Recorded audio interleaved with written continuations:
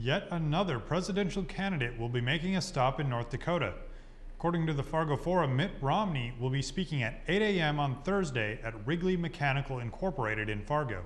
The event will be open to the public. The announcement of Romney's visit was made yesterday by Senator John Hoeven, who is, along with his wife Mikey, heading up Romney's campaign efforts in the state. As a presidential candidate in 2008, Romney won the North Dakota caucus. Last week, Ron Paul was in Jamestown, and the week prior, Rick Santorum spoke in Fargo.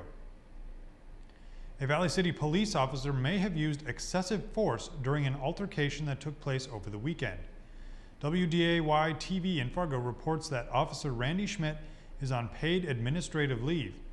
The State Bureau of Criminal Investigation is looking into the matter. A man in Minot was allegedly impersonating a police officer over the weekend. The Associated Press in Minot reports that occupants of a tan Chevrolet Suburban were sounding a siren and yelling at cars to pull over. The incident was reported around 1 a.m. on Saturday.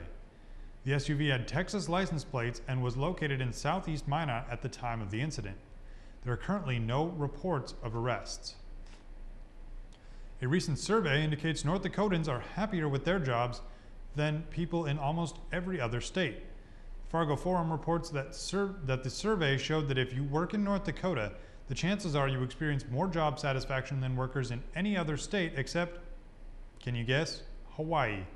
The results of the Gallup Healthways Well-Being Index were based on survey results from more than 350,000 people nationwide. Out of a possible 100 points on the Well-Being Index, North Dakotans averaged 70 points. Workers in Hawaii averaged 70.2, while the national average was 66.2. Well, I've heard some rumors there's a blizzard moving in. We turn now to Jessica Gulseth to tell us exactly what we have in store. Thanks, Caleb. We are under a blizzard warning from now until tomorrow afternoon. This means we will be experiencing severe winter weather conditions. Snow and blowing snow, coupled with strong winds of up to 35 miles per hour, that will result in extremely poor visibility. This will lead to whiteout conditions, making travel very dangerous. Between now and tomorrow afternoon, we can expect anywhere from 8 to 12 inches of snow. As blizzard conditions continue to develop, visibility will continue to reduce to nearly zero at times, especially tonight. Thursday after the storm has passed, we'll only see a slight chance of snow with temperatures in the mid-20s for most of the day, slipping down to teens for the night. Friday will be much like Thursday with again a chance of snow. Saturday and Sunday a high in the low 20s for both days. I want to stress, if you feel it is absolutely necessary to travel at any point during the storm, have a winter survival kit with you and inform others of your travel plans. If you do get stranded, stay with your vehicle. This is very important. You can check the latest forecast updates at www.weather.gov or dial 511. That's the weather for today, Jamestown. Now back to you, Caleb. Sounds like I'll get to go sledding after all this year. Thanks, Jessica.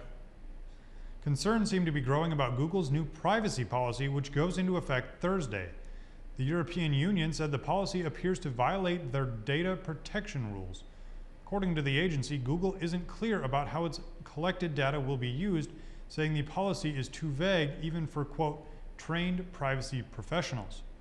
Google claims their new privacy policy is simpler and will make Google results more relevant for users. Google's new policy applies to YouTube and Gmail in addition to the company's search engine. Well, Beth Ryan is in now with some exciting news for Jimmy fans. Thanks, Caleb. Trying out the sports today. Jimmy senior Travis Burley was named the DAX MVP along with Jimmy women's star Bridget Schoonman. Burley and his teammate Byron Jones were each all named to the All-DAC first team. Jimmy senior Brandon Robbins was also named DAC's Defensive Player of the Year, and head coach Matt Merkin was named DAC Coach of the Year. The Minnesota Wild traded defenseman Greg Zanon to the Boston Bruins for defenseman Steve Kampfer. Kampfer has scored 5 goals in 48 career games with the Boston Bruins. Minnesota Twins relief pitcher will be contemplating retirement after injuring his throwing elbow. If Zumaya wanted to resume his career, he would have to go through Tommy John surgery, which usually requires at least 1 year of rehab. He will make his decision of whether or not he will return within 2 days. Back to you, Caleb. Thanks, Beth, and thank you for joining us this 28th day of February. I'm Caleb Ruby. Please join us again tomorrow when we'll once again be connecting the campus with the community. Good night.